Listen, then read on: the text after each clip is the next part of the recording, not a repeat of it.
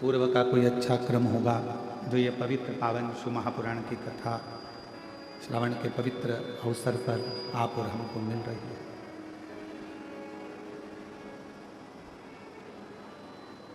एक बात अपने जीवन में उतारिए। आज स्कंद षष्ठी है और आप सभी को मालूम हो श्रावण महीने की जो स्कंद षष्ठी होती है, स्कंद छठ होती है, षष्ठी होती है, ये पूरे वर्ष में केवल एक दिन श्रावण के महीने में आती है, जिस दिन भगवान शिव जी ने भगवान स्कंद देव को, कार्तिकेय बाबा को श्री सैलम में जाकर इतने वर दिए थे कि 33 कोटि देवी देवताओं ने भी वरों का भंडार स्कंद देव को प्रदान कर दिया। आज वो स्कंद षष्ठी है। कहते हैं आज के दिन यदि भगवान शंकर जी का नाम स्मरण किया जाए, आज के दिन यदि भगवान शिव के नामों को जपा जाए या भगवान शिव के नामों का स्मरण किया जाए या स्कंद भगवान के पवित्र चरित्र का स्मरण किया जाए, तो भगवान शिव की अनुपम कृपा आप और हम पर होती है। केवल वर्ष भर में आज का ही दिन ऐसा होता है स्कंद षष्ठी का कि यदि परिवार का कोई सदस्य यदि रूठ गया है, परिवार का कोई सदस्य यदि आपस में यदि कोई विवाद हो रहा है या परिवार टूट रहा है या आपस में बहुत ज़्यादा क्लेश चल रहा है, तो आज के ही दिन, स्कंद षष्ठी के ही दिन एक बेलपत्र, एक दुर्वा, एक श्वेत पुष्प, सफेद फूल, स्कंद भगवान का जो स्थान है, आपको पहले भी कथा में कहा कि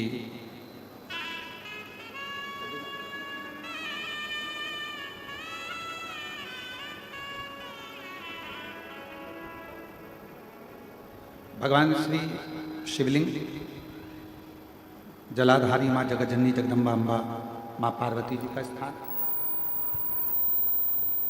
ये शिवलिंग, ये माता पार्वती जी का स्थान, और ये जो स्थान है इसमें राइट में गणेश जी, लेफ्ट में कार्तिकेय जी, बीच में अशोक सुंदरी। तो जो स्कंद भगवान का जो स्थान है,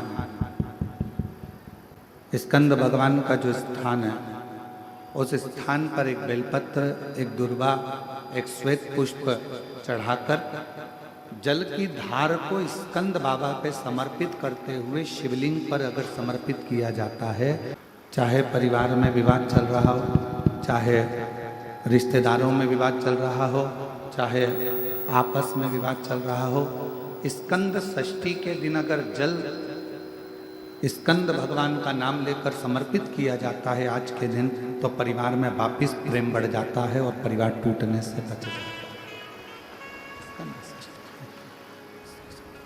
इतना नियम, स्कंद इतना नियम, स्कंद षष्ठी का इतना क्रम शिव महापुराण के अंतर्गत आता है।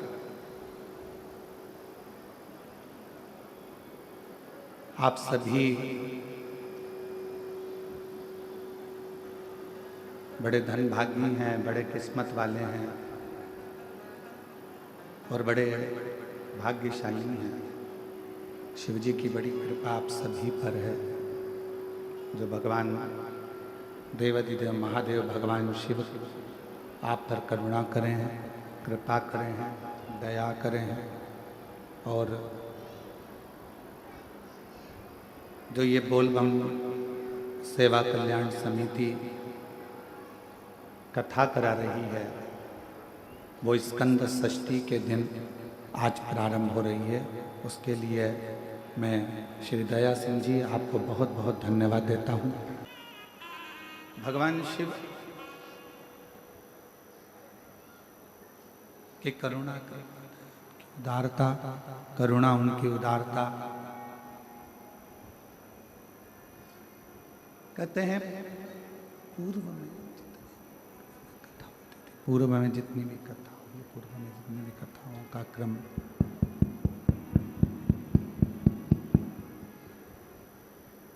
पूर्व में जितनी भी कथा हुई हैं, जितनी भी पूर्व में कथा का क्रम रहा है,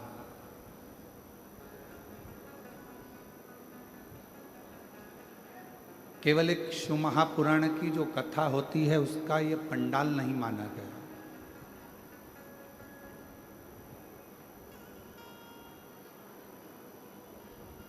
जहाँ पर भी भगवान शंकर की कथा होती है, शिव महापुराण की कथा होती है, उसको पंडाल नहीं कहते, उसको पंडाल उसको पंडाल नहीं बोलते हैं, उसको पंडाल नहीं कहा जाता। शिव महापुराण की जो कथा होती है, जो भी स्थान होता है, उसको भगवान शिव का कैलाश धाम माना गया है, जहाँ बैठकर शिव भक्त शिव महापुराण की कथा को श्रवण करते हैं।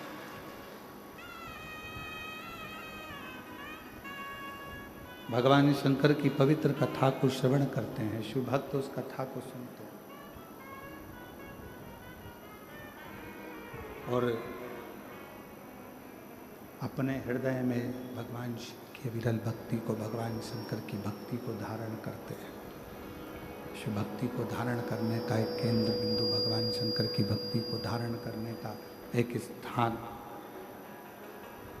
ये पवित्र पावन शिव महापुराण की कथा का स्थल। अब कई शिव भक्त ऐसे होते हैं, कई संसार में जन्म लेने वाले मनुष्य ऐसे होते हैं कि कैलाश धाम तक नहीं जा पाते, नहीं पहुंच पाते। पर मेरे शंकर भगवान ने, भगवान शिव ने अपनी वाणी में स्वयं तुमरुका जी से कहा है,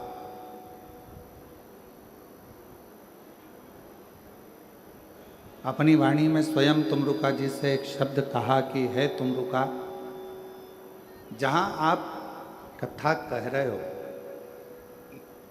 जहाँ मैं इस कथा को ईसर गोरा बनकर श्रवण कर रहा हूँ, चंचुला देवी जिस कथा को के लिए, चंचुला देवी अपने पति बिंदुक की मुक्ति के लिए, मोक्ष के लिए एक कथा श्रवण कर रही है। तो आज मैं वचन देता हूँ तुमरुका जी कि जिस स्थान पर ये पवित्र शिव महापुराण की कथा जहाँ पर भी होगी, वो भूमि साधारण नहीं कहलाएगी। शिवजी कहते हैं वो मेरा कैलाश 7 दिन तक वहीं पर विराजमान रहेगा और भगवान शिव की अविरल कथा का रसपान करें। अब जैसे श्रीमद् भागवत जी श्रवण करने का एक नियम होता है कि एक स्थान पर बैठकर बड़े आनंद के साथ कथा का रस तत्व ग्रहण किया जाए। रामचरितमानस का एक नियम होता है कि रामचरितमानस 24 घंटे में, 9 दिन में, 1 माह में, त्रैमासिक में, 12 महीने में, जैसा भी आपको क्रम करना हो उस क्रम से उसको पूर्ण किया जाए। उसी तरह उसी क्रम में शिव महापुराण का एक नियम है और वो नियम संपूर्ण श्रोताओं को, चाहे वो आस्था चैनल पर टीवी पर सुन रहे हो, मोबाइल पर सुन रहे हो, टीवी पर सुन रहे हो या पंडाल में बैठकर श्रवण कर रहे हो, जहां से कथा के श्रोताओं का एक नियम होना चाहिए और वो नियम यहाँ बताया गया है कि कथा कथा को सुनने वाला, कथा को श्रवण करने वाला, कथा को समझने वाला, कथा को श्रवण करने वाला।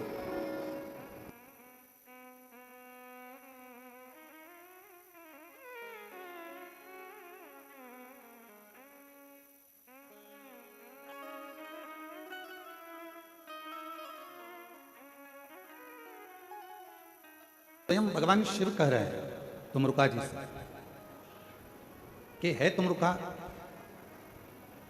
मृत्युलोक में, भूमंडल पर, संसार सागर में, मृत्युलोक में, भूमंडल पर, संसार सागर में, कहीं पर भी जहां पर शिव महापुराण की कथा होगी वो भूमि कोई साधारण नहीं होगी। जितने दिन शिव महापुराण की कथा चलेगी उतने दिन कैलाश वहीं पर विराजमान रहेगा और उस कैलाश पर बैठकर लोग कथा सुनेंगे। अब कथा का नियम श्रीमद् भागवत जी का नियम अलग है, श्रीमद् भागवत जी का नियम अलग है, श्री रामचरितमानस का नियम अलग है, विष्णु पुराण जी का नियम अलग है। सारी पुराणों को सुनने का नियम अलग अलग है। और जितने शिव भक्त शिव महापुराण की कथा में बैठे हैं, जितने शिव भक्त आस्था चैनल पर सुन रहे हैं, फेसबुक यूट्यूब पर श्रवण कर रहे हैं, उनसे निवेदन करेंगे शिव महापुराण की कथा सुनने का भी एक अलग नियम है। शिव महापुराण की कथा सुनने का नियम कौन सा है? तो कहा शिव पुराण का एक सबसे बड़ा नियम है, आप अपने घर से जब शिव महापुराण की कथा को श्रवण करने के लिए जाओ या अपने घर में बैठकर टीवी के सामने या मोबाइल पर भी शिव महापुराण की कथा को श्रवण करो, उस समय पर तुम्हें ये पूर्ण विश्वास होना चाहिए कि कथा मैं नहीं, मेरा महादेव श्रवण कर रहा है और मेरे दुखड़े को हर रहा है। ये विश्वास, ये विश्वास, ये श्रद्धा, ये दृढ़ता आपके और हमारे जीवन में आनंद देता है। और फिर निवेदन है, अपना समय बिल्कुल बर्बाद मत करो। आपके मन में अगर शिव जी के प्रति विश्वास है, आपके मन में भगवान शंकर जी के प्रति भरोसा है, दृढ़ता है, विश्वास है, तो शिव महापुराण की कथा के पंडाल में जाकर बैठो, कहां तुम्हें जगह मिल जाए वहां जाकर बैठो। यदि विश्वास नहीं है, भरोसा नहीं है, शिव जी पर हमारा दृढ़ता नहीं है, तो फिर कथा में जाने की जरूरत नहीं है। अपना काम करो, अपने घर में रहो, अपने व्यस्त। ये कथा, क्योंकि रामचरितमानस में तुलसीदास बाबा ने अपने शब्दों में कहा है शंकर विश्वास रूपिणो। ये कथा ही विश्वास है और विश्वास को ही शिव कहा गया।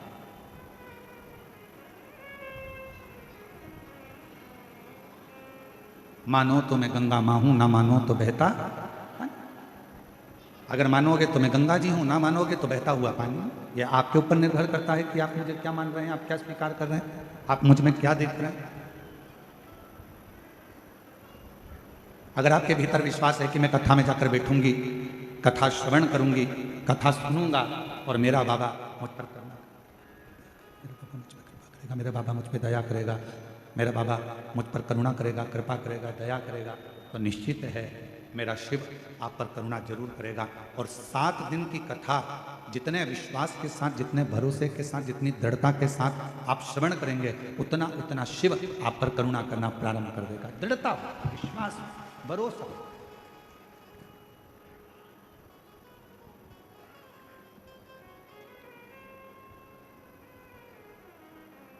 आपका घर बड़ा है, छोटा है, वो मायना नहीं रखता। आप बहुत बड़े बंगले में रहते हो, वो मायना नहीं रखता। आप छोटे से मकान में रहते हो, वो मायना नहीं रखता। आपका घर बड़ा है या आपका घर छोटा है, वो मायना नहीं रखता। शिव महापुराण की कथा कहती है मायना वो रखता है कि आपके घर में रहने वालों का व्यवहार कैसे, आपके घर में जो रह रहे हैं, आपके घर में जो निवास कर रहे हैं, आपके घर में जो रह रहा है, उसका व्यवहार कैसा।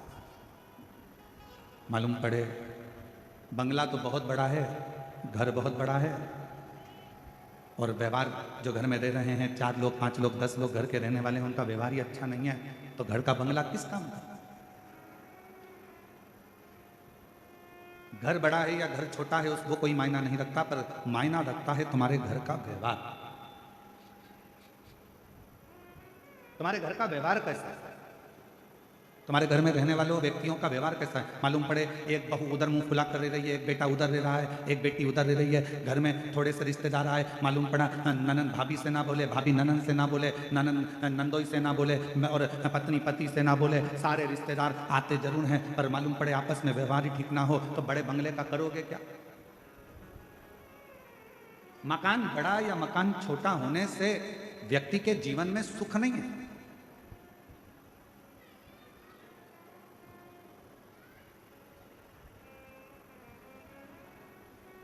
धन का विस्तर मिल जाए पर नींद को तरसे नैन, और कांटों पर भी सोकर आए किसी के मन को चैन। कोई कारण होगा, मालूम पड़े डंलप का गद्दा लगा है, एसी लगा है, खूब जोरदार मलमल की रजाई भी है, तकिया भी बिल्कुल एकदम कोमल है, और बड़े आराम से कमरा भी बिल्कुल क्लीन साफ एकदम बढ़िया है, और मालूम पड़े धन का बिस्तर मिल जाए पर नींद को तरसे नैन। घर बड़ा है, बंगला बड़ा है, गाड़ी बड़ी है, कमरा बड़ा है, पलंग बड़ा है, गादी बड़ी है, तकिया बड़ा है, सारे सुख अपने आप उस कमरे के अंदर। ऐसा कोई सुख नहीं है जो तुम्हारे सोने के कमरे में नहीं है, और फिर भी तुमको रात को सोते समय एक ना एक गोली खाकर सोना पड़ रहा है। कभी घुटना दुख रहा, कभी कमर दुख रही, कभी कंधा दुख रहा, कभी सिर दुख रहा, कभी कोनी दुख रही, कभी पंजा दुख रहा। 24 घंटे में रात्रि के समय पर यदि चैन की नींद नहीं आ रही है तो समझ लेना कि धन तो बढ़ गया पर मन की शांति नहीं बढ़ पाई है। वो मन की शांति को बढ़ाने का एक स्थान, मन की शांति को बढ़ाने का एक केंद्र बिंदु ढूंढ। क्या देती है शिव महापुराण की कथा, क्या प्रदान करती है शिव महापुराण की कथा। शिव महापुराण की कथा देती है एक पक्का विश्वास, पक्की दृढ़ता। घर अच्छा हो और माहौल अच्छा नहीं हो ना तो उस घर में रहने का मन नहीं करता, और माहौल अगर अच्छा है और घर अच्छा भी नहीं है तो किराए के मकान में भी महल नजर आता है। हृदय से कथा को सुनो, चाहे तुम अंदर बैठे हो, बाहर बैठे हो, कहीं पर भी बैठे हो, अपने घर पर भी बैठे हो, और अगर पंडाल में भी कहीं बाहर बैठे हो, जितना लाभ इन 9 रत्नों को जजमान को मिल रहा है कथा का, उससे 1000 गुना लाभ आप सबको कथा सुनने का मिलेगा। आप जहां भी आप तो केवल श्रवण करो, उसको दिल से अपने अंदर उतारो। मेरा भोले बाबा कुबरेश्वर बाबा की ये शिव पुराण को हमने देखा है, जो आकर बैठता है वो खाली नहीं जाता है। 3 महीने में मेरा भोला भंडारी भंडार जरूर बनता है। गजासुर शिव जी से कहते हैं कि तुम मेरे कारण परेशान हो गए, मैं हर कभी बुलाता हूं तुम्हें आना पड़ता है, क्योंकि तुमसे वर मांगा है। भगवान शिव ने वचन दिया था गजासुर को कि तू बुलाएगा मैं आऊंगा। परेशान हो गए। अब मैं ये परेशानी बहुत नहीं देख सकता आपकी। गजासुर कहता है अब मैं ये तुम्हें परेशान होता हुआ नहीं देख सकता, तो क्या करूं, क्या करूं?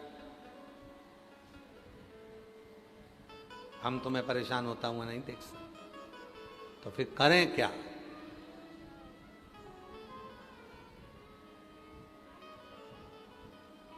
तो तुम्हारी परेशानी को देखते हुए ही सतुआ बाबा जी ने संजय केसरी जी को बोला कि बाहर टेंट लगाओ, पंखा लगाओ, एलईडी लगाओ। और संजय केसरी जी ने आज, केसरी जी हम आपको साधुता देते हैं, आपके माता पिता भी आज खुश हो रहे होंगे कि ये शिव भक्तों के लिए आपने जो व्यवस्था बाहर करी उसके लिए एक बार जोरदार ताली बजाए। साधु बहुत संपूर्ण व्यवस्था, ये शिव की उदारता। बहुत सावधानी से सुनना कथा को जरा, गजासुर की कथा।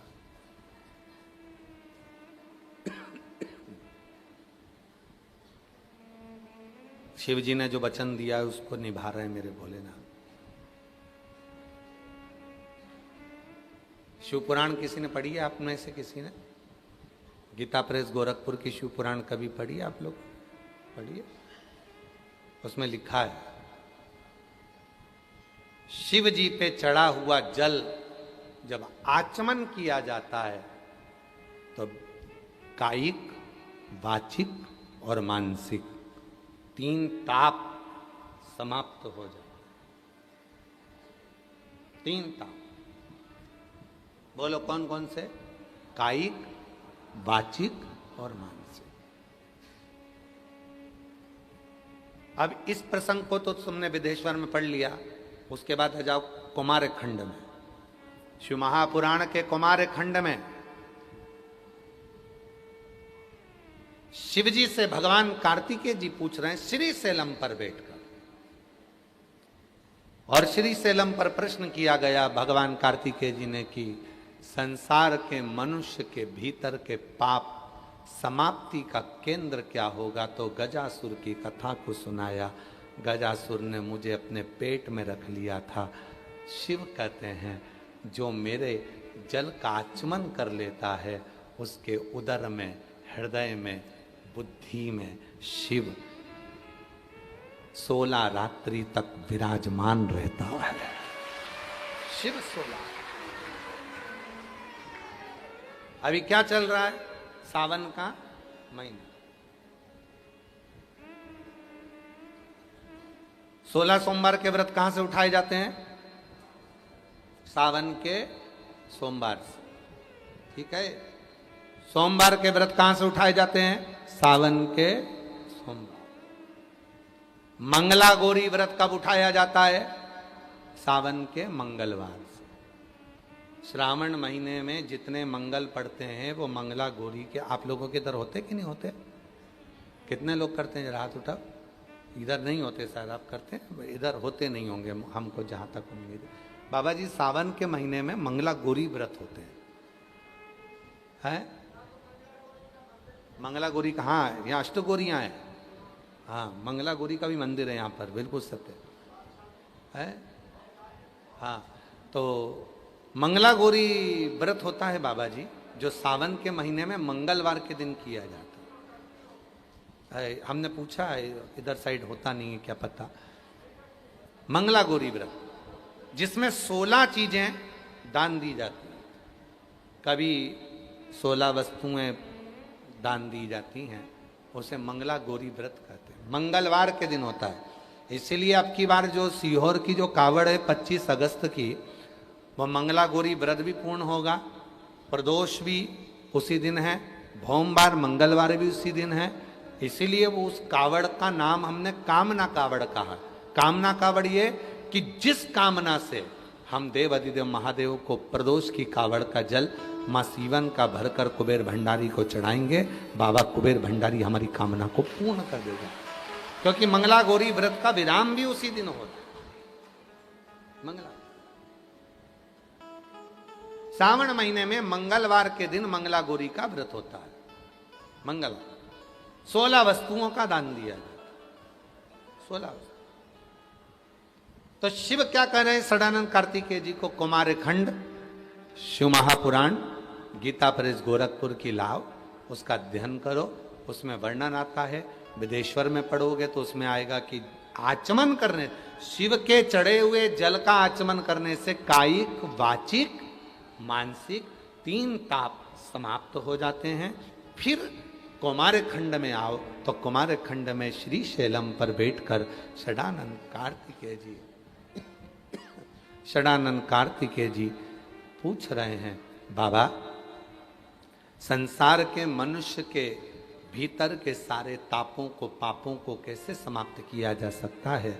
शिव जी कहते हैं, गजासुर की कथा का स्मरण कराकर भगवान शंकर गजासुर की कथा का वर्णन करते हुए कहते हैं, मैं गजासुर के पेट में जाकर बैठा था। गजासुर जब कोई संसार का मनुष्य शिव जी पे चढ़ा हुआ जल का आचमन करेगा, धारण करेगा, 16 रात्रि तक भगवान शंकर कहते हैं मैं उसके हृदय में, उदर में और बुद्धि में विराजमान हूं। हम बुद्धि में भी हैं, हम उदर में भी हैं और हम हृदय में भी। 16 रात। बेलपत्री कितने रात्रि तक रहती है अपने शरीर के अंदर? बेलपत्री कितनी रात्रि तक रहती है? 41 रात्रि तक बेलपत्री अगर हम खा लेते हैं, बेलपत्री का अगर आधे से आधा भाग भी हमने मुख में खा लिया तो हमारे शरीर में ऊर्जा देती है 41 रात्रि तक। शिव का चढ़ा हुआ आचमन का जल हमें 16 रात्रि तक बल देता है। 16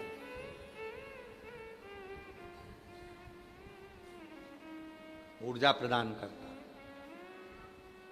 कनेर का पुष्प, शिव का चढ़ा हुआ, शंकर का चढ़ा हुआ कनेर का, कनेर देखा है ना आप लोगों ने? पीला कलर का जो कनेर का फूल होता है, पीला कलर का, शिव पर चढ़ा हुआ कनेर का पुष्प यदि प्रदोष के दिन भगवान शंकर पर चढ़े हुए उस कनेर के पुष्प को अपने कर्ण पर, अपने कान के ऊपर धारण कर लिया जाता है तो व्यक्ति के जीवन में जो बड़ी बीमारी आने वाली होती है वो तुरंत समाप्ति की ओर चली जाती है। कनेर के पुष्प का इतना बल, पर उसको ज्यादा देर के लिए धार। हाँ, ये आपके हाथ में है ना, देव जरा एक फूल देव जरा, ले जरा ले।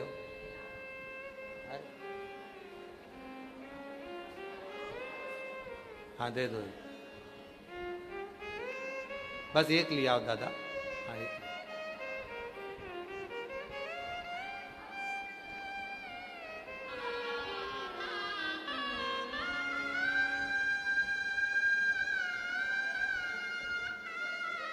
कनेर का पुष्प, शिव पर समर्पित करा हुआ कनेर का पुष्प कर्णों में कुछ देर के लिए जब धारण किया जाता है, कुछ देर हमारे जीवन के सारे रोगों को, बीमारियों को ये हर लेता है। कुछ क्षण शिव से, शिव का चढ़ा हुआ कनेर पुष्प हमारे रोग को, बीमारी को, तकलीफों को समाप्त कर देता है। पर बहुत देर तक, 2 घंटा 4 घंटा तक नहीं, कुछ क्षण के लिए उसको लगाया जाता है। कुछ क्षण कनेर बाबा कह रहे अब एक भी कनेर ना बचेगा। शिव शिव रहता है। शिव बेलपत्र जम के बोलो, 41 रात्रि तक हमारे शरीर के अंदर, 41। एक होता है बाबा जी अमृत चंदन। अमृत चंदन बेलपत्र का जो सूखा हुआ पेड़ होता है, और उस सूखे हुए पेड़ की अगर कोई टहनी मिल जाती है और उसको लोग घिसते हैं, पारिजात का फूल जो होता है बाबा जी, उस पारिजात के फूल के नीचे पीले कलर की केसरिया डंडी होती है। केसरिया भूमि पर गिरा हुआ पारिजात का फूल, उसके ऊपर का भाग निकालकर नीचे की जो केसरिया डंडी होती है, जब वो बेलपत्र के जड़, बेलपत्र की डाली जो घिसी जाती है सूखी हुई बेलपत्र को, सूखा मत लेना तुम लोग, वो तो कोई सूखा हुआ हो, नहीं तो मालूम पड़े तुम बेलपत्र को ही सूखा दो है। वो तो कोई पेड़ सूख जाता है तो उसकी जो लकड़ी होती है उसको घिसते हैं, तो उसमें वो पारिजात के फूल की जो नीचे की डंडी होती है वो उसमें डाली जाती है और फिर उसको घिसा जाता है। उसको अमृत चंदन कहते हैं बाबा जी। अमृत चंदन का मतलब होता है हजारों अघोरी, हजारों तांत्रिक, हजारों विद्या करने वाले, हजारों विद्या और हजारों मंत्र साधना हो जाए और तब किसी को अपने काम के लिए सफल बनाया जाता है कि हमारा ये काम हो जाएगा, हमारा ये काम। काशी मंदिर के पंडा जी हमारे बीच आए हैं, एक बार जोरदार ताली बजाकर उनके लिए स्वागत का।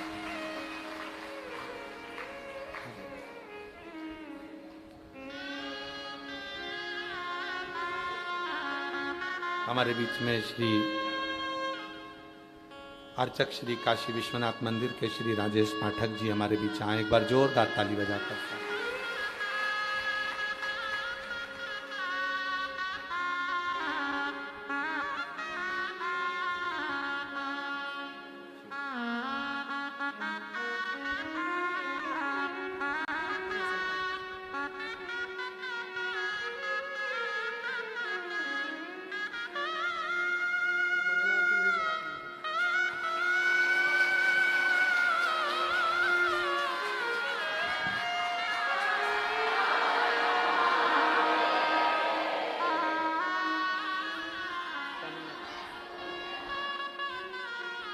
देखो, इसी को शिव जी की, विश्वनाथ जी की उदारता कहते हैं।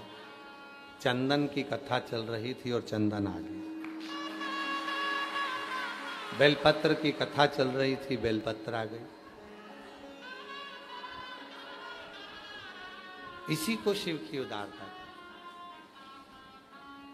और तेरी कृपा बिना न हिले। जब बेलपत्र का वृक्ष सूख जाता है, आपको सुखाना नहीं है, कहीं कहीं सूख जाता है, सूखे हुए बेलपत्र का जो जड़ होता है या तना होता है वो लाते हैं। पारिजात फूल का नीचे का जो कैसर या डंडा होता है उसको उसमें डालकर जब घिसा जाता है, चंदन बनाया जाता है। हजार अघोर, हजार तंत्र विद्या और हजारों हजार कोई विद्या कर ले और तब जाकर कोई सिद्धि प्राप्त करे और उससे किसी को वश में करे। वो चंदन यदि सोमवार की अष्टमी के दिन प्रदोष काल में अगर शिव पर लग जाता है और उसी चंदन को अगर डब्बी में रख लिया जाता है और मस्तक पर 3 जगह पर उसको लगा लिया जाता है, तो आपको कहीं पर भी किसी को आसक्त करने की जरूरत नहीं पड़ती है। आप जिसके पास जाओगे आपका वो काम होकर ही रहता है। उसको अमृत चंदन। हजार तंत्र में, हजार विद्या में, हजार। तो भैया हमारा ये काम है, कर दोगे क्या? भैया हमारा ये काम है, कर दोगे क्या? और आप पहुंचे और उस चंदन को अपने मस्तक पर लगाकर प्रैक्टिकल करना। सियोर वाला बाबा झूठ तो नहीं बोल के जा रहा है। अगली बार आएंगे तो पकड़ लेना। जब अगली बार सतुआ बाबा जी बुलाए तो गंगा जी के घाट पर वहीं पकड़ लिया। जैसे अभी हाल सतुआ बाबा जी को वहां पर उनके आश्रम में लोग पकड़ लेते ना, कहाँ जा रहे हो? तो बाबा जी कह के आते गंगा जी घूमने जा रहे हैं। के नहीं आते कि कथा में आ रहे हैं, लोग पकड़ ले। तो पकड़ लेना तुम भी। अगर प्रैक्टिकल जरूर करना कि सियोर वाला बाबा बोल कर गया है, कहीं झूठ तो नहीं बोल गया। और प्रैक्टिकल करना चाहिए, बिना प्रैक्टिकल के तो जीवन का आनंद ही नहीं। प्रैक्टिकल जरूर। शिव तत्व की प्राप्ति और जो तुम बाबा के दरवाजे पर, बाबा के धाम में जो तुम आनंद के साथ सुन। एक पत्र आया है, अच्छा है। पत्र तो बहुत सारे हैं पर एक पत्र बड़ा आनंदित है। मैं नमिता मनोज जायसवाल मुगल सराय की निवासी हूँ। आप ही हैं? साधुता। मैं मुगल सराय की निवासी हूँ। आ जाइए आप। कहाँ से आओगे? बाहर चले गए तो अंदर ना आ पाओगे, फिर भी प्रयास करो, आ जाओ। मैं नमिता मनोज जायसवाल मुगल सराय निवासी हूँ, जिला चंदौली, उत्तर प्रदेश। गुरुजी, मैं अपने बाबा और उनकी कथा का वाक्य का बखान करूं। मैं पहली बार कथा सीहोर के अग्रवाल महिला मंडल ने जो कथा कराई थी व्यासपीठ पर, आपकी 30 साल की वो व्यासपीठ है। उस व्यासपीठ के बाहर रोड पर बैठकर मैंने कथा सुनी थी, क्योंकि अग्रवाल धर्मशाला छोटी है, उसमें लोग बैठ नहीं पाते, तो हम रोड पर बैठे थे। रोड पर बैठे थे तो लोग हंस रहे थे कि ये रोड पर बैठकर लोग कथा सुन रहे हैं। सीहोर के अग्रवाल धर्मशाला की रोड पर हम बैठकर कथा सुन रहे थे। गुरुजी, महिला मंडल कथा कराई। मेरा बेटा सरकारी नौकरी के लिए कब से तलाश कर रहा था, पर सरकारी नौकरी लग नहीं रही थी। बेटा भी हताश हो गया था। उसने जब अग्रवाल धर्मशाला की कथा पूरी हुई, आप जहां से निकल रहे थे छोटी सी गली में से, वहीं मेरे बेटे को मैंने खड़ा कर दिया और बेटे से कहा केवल बाबा जाए यहां से तो निगाह मिलाना, उसकी आंखों में आंख डालकर देखना एक बार। तब मेरे बेटे ने चिल्लाकर आपसे कहा, बाबा कृपा करो।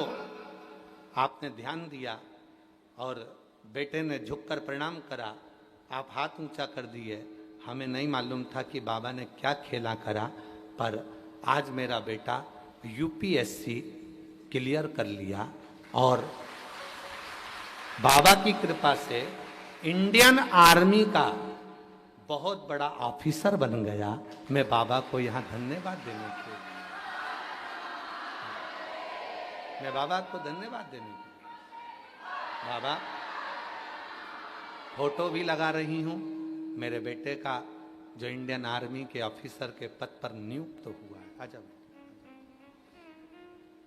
इंडियन आर्मी के उच्च पद पर जो नियुक्त हुआ, मैं उसका फोटो भी लगा रही हूं। लाइन में एक अच्छी बात लिखी है, बाबा ऐसे तो आप देखते नहीं हो, पर यह पक्का है कि शिव करुणा करता है। हमने तो अग्रवाल धर्मशाला के बाहर रोड पर बैठकर कथा सुनी थी, पर वो रोड की कथा भी हमारा कल्याण कर गई और आज मेरा बेटा इंडियन आर्मी के बड़े ऑफिसर के पद पर नियुक्त में चल रहा था। काफी परेशान हो गए थे। फिर एक दिन सूचना मिली कि हमारे पास में ही ये चतुर्वेदी चाचा रहते हैं, उन्होंने कहा कि शिव जी की कथा आती है टीवी पर, सुना करो।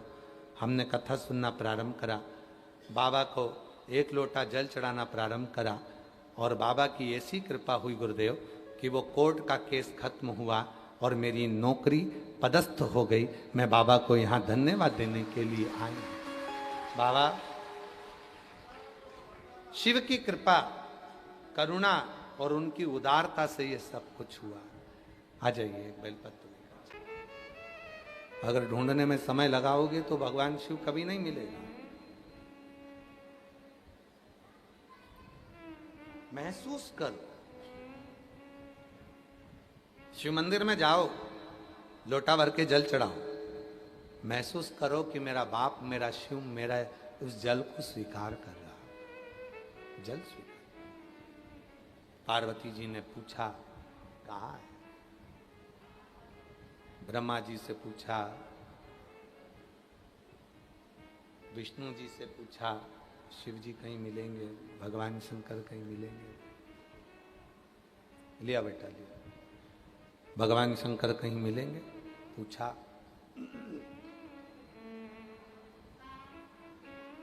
सर्वस्व पूछा।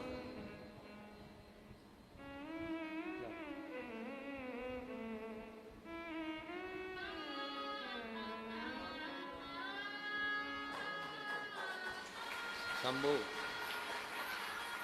शंभू हाथ जोड़। 8 वर्ष के बाद हुआ है, एक बार जोरदार ताली बजाए। सो रहा था।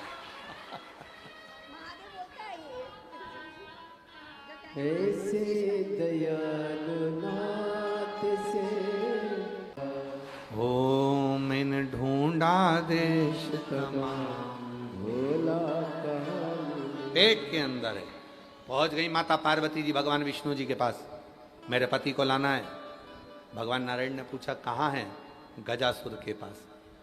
राजा बनकर बैठा है वो गजासुर। गजासुर के पास में, उसके उदर में मेरे शिव हैं। उदर में, हाँ, लाना है। भगवान नारायण ने नंदी को बुलाया। शिव नहीं है तो नंदी काम कर सकता।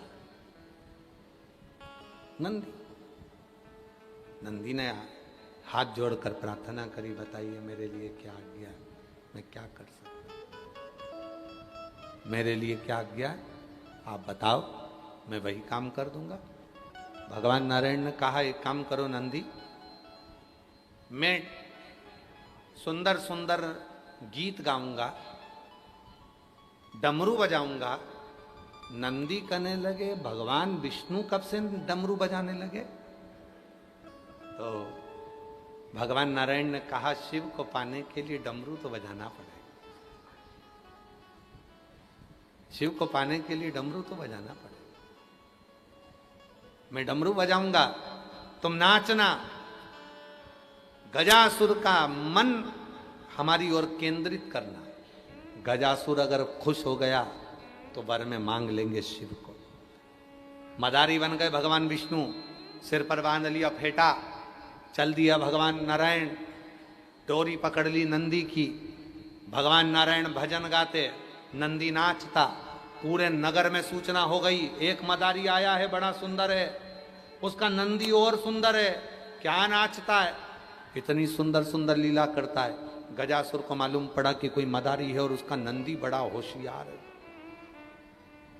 नंदी होशियार।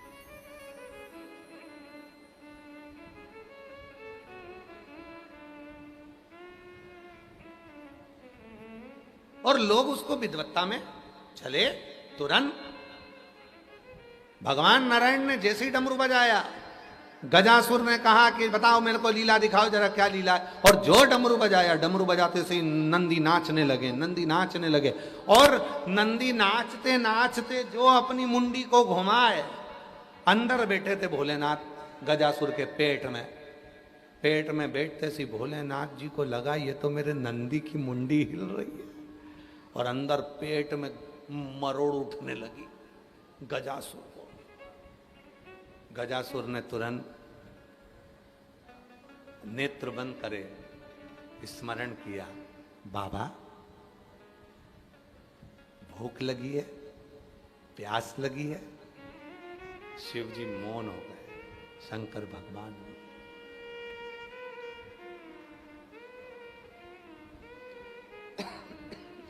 शिव जी मौन। आज गजासुर प्रसन्न हो गया। आज गजासुर को बड़ी खुशी हो गई। इतना सुंदर बैल का नृत्य तो मैंने पहली बार देखा है।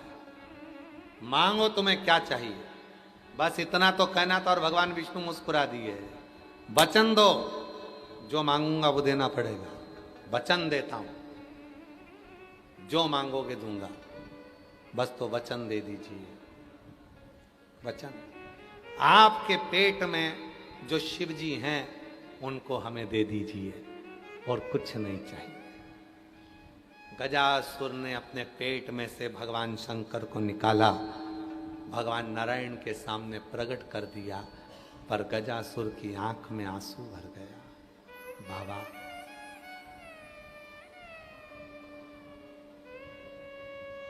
मैं पिता बना, आप मेरे पेट में रहे, पर आज मैं आपका बेटा बनना चाहता हूं, कृपा करो। मैं मरूं, मेरी चर्म आप धारण करो, और मेरा जो शीश है वो आपका बेटा बनकर निवास करे। शिव जी ने कहा, गजासुर चिंता मत कर, तेरे प्राण जब हरूंगा, जिस समय पर तेरे शीश को काट कर मैं अपने पुत्र के शीश धड़ पर रखूंगा, उस समय पर तेरे प्राण। धड़ कटा, विनायक का शीश लगा हाथी का, और हाथी का शीश लगते से ही भगवान शंकर ने कहा, पार्वती ये जो शीश है ये गजासुर का है। इसने कहा था कि मैं आपका पुत्र बनकर रहूं, इसलिए विनायक के धड़ पर शीश गज का लगाया गया, और भगवान श्री गणेश जी महाराज का प्राकट्य हो गया। वो शीश साधारण नहीं है, शिव को ढूंढना नहीं है। हमने अभी कथा में वर्णन किया कि कर्नाटक के सदूर से एक ब्राह्मण अपनी मां को लेकर आता है और पूरे वाराणसी में ढूंढता है कि शिव मिलेंगे, शिव मिलेंगे, तारक मंत्र देंगे, शिव मिलेंगे, तारक मंत्र देंगे। आखिरी में शिव को ढूंढ ढूंढ कर थक गया, पर शिव ना मिले। मेरी जीजियों, मेरे जीजाओं, मेरी बेटियों, मेरे बेटाओं, मेरे बुजुर्ग माँ बाप, मेरे बहनों, याद रखना कि शिव जी को कभी ढूंढने के लिए मत जाना, कभी मत जाना। जहां बैठे हो, जहां हो, वहीं शिव तुमको दर्शन देने के लिए आएगा। बस अपने भाव को शुद्ध करना और एक लोटा जल सारी समस्या का। श्री शिवाय बोल बम का नारा है। हार हार महा। शिव को पाने के लिए शंकर को ढूंढने की जरूरत नहीं है। बिल्कुल मत ढूंढो, आप शिव जी को ढूंढो मत। पूरा दुनिया ढूंढी पर शिव को ढूंढना कठिन। बाबा लोग कहते हैं बाबा जी कि शिव को ढूंढो। लोग आते हैं काशी में शिव जी को ढूंढने के लिए। हम कहते हैं शिव को काय को ढूंढ रहे हो? तुम काशी में आए हो, वो तुम्हारे दिल में बसा, तभी तो तुम यहां आए हो। अगर दिल में ही नहीं होता तो तुम यहां आते?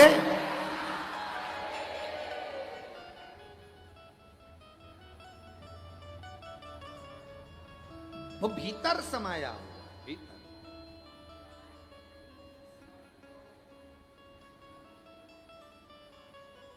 भीतर समाया। और फिर वही वाली बात आपको उसको ढूंढना नहीं है। हर पल हर घड़ी जरा सा दुख आया, एक लोटा पानी लेकर भागे, शिव सामने आया। वो तुमने श्री शिवाय नमस्तुभ्यम, नमः शिवाय, ओम नमः शिवाय जैसी बोला, शिव सामने आया। वो कहीं मिलेगा नहीं तुमको, तुम ढूंढ ढूंढ के थक जाओ। जाओ कैलाश तक ढूंढो, केदार तक ढूंढो, सोमनाथ तक ढूंढो, नागेश्वर, मल्लिकार्जुन, तुम्हारी मर्जी पड़े जहां ढूंढ लो, वो मिलने वाला नहीं है। तुम्हारे भीतर है, भीतर। हमने अभी अवंतिकापुरी में आज तक का एक कार्यक्रम था, उसमें उन्होंने पूछा था क्या शिव जी ईशान कोण में रहते हैं? क्या शिव जी अवंतिकापुरी में रहते हैं? क्या शिव जी काशी में रहते हैं? क्या शिव जी कैलाश पर रहते हैं? क्या शिव जी केदार में रहते हैं? तो हमने जवाब दिया था शिव जी आपके दिल में रहते हैं। शिव आपके दिल में है, आप जाओगे तो प्रकट हो जाए। तो फिर काशी, अवंतिकापुरी, केदार, कैलाश ये क्यों है? अरे भाई, ओ भाई, हवा बोलो, हवा है कि नहीं है? अरे बोलो तो जम के। हवा चल रही है, तुम्हारा ऑक्सीजन ले रहे हो, हवा तो हवा ही है ना, चल तो रही है ना। पर तुम्हारी गाड़ी की हवा निकल गई तो तुम ऐसे पकड़ पकड़ के भरोगे? अरे बोलो तो जम के। गाड़ी की हवा ऐसे नहीं भराएगी। गाड़ी की हवा भरने के लिए हवा की मशीन के पास जाना पड़ेगा तो हवा भर आ जाएगी। हवा तो सब दूर है, मेरा विश्वनाथ तो हर जगह पर है, पर काशी में क्यों आते हो? तो कहा यहाँ मशीन लगी हुई है जो मिल जाती है, तुरंत प्राप्त हो जाती है, वो मिल जाती है। हवा हर जगह पर है पर उसको भरा नहीं जा सकता। हवा हर जगह पर है पर उसको खींचकर भरा। अब तुम सोचो कि गाड़ी की हवा निकल गई तो मुंह से भर दो, तुम्हारे अंदर भी तो हवा है, भर ले। अब उसको लगी 2 घंटे तक फूंक मार के भर दूं, हवा भर दूं, तो भरा रही क्या? मशीन के पास जाना पड़ेगा। उसी तरह शिव सब जगह पर है, रोम रोम में, कण कण में, हर तट पर शिव है। पर जब हम अवंतिकापुरी, जब हम काशीपुरी, जब हम जाते हैं बाबा की पुरियों के अंदर भगवान शिव का दर्शन करने के लिए 12 ज्योतिर्लिंग में जाते हैं, वहाँ मशीन है, अर्थात हमें ऊर्जा देने के लिए शंकर वहाँ हजूर बैठा हुआ है, प्राप्त हो सकता है। समय आया, आगे बाबा के सुंदर चरित्र का वर्णन किया गया। भगवान श्री कुंदकेश्वर महादेव की लीला का स्मरण कराया गया। भगवान कुंदकेश्वर पधार रहे हैं, जोरदार ताली बजाएं भाव के साथ। आज कथा का 5वां दिवस यहाँ विराम होता है, कल कथा का 6वां दिवस रहेगा। भाव से, आनंद से कथा का रसतत्व अपने अपने घरों में रहकर सुनना। घर में बैठकर कथा सुनो, कोई भी यहाँ आने का प्रयास ना करें। आप लोगों से निवेदन है, सब घर पर ऑनलाइन कथा का लाभ लें और अपने जीवन को धन्य बनाएं। और अगर सुनने ही आना है तो 17 से 23 अगस्त भिलाई छत्तीसगढ़ जयंती स्टेडियम में कथा सुनने आओ, मना नहीं है। बड़े भाव से वहाँ कथा का लाभ लो। हर हर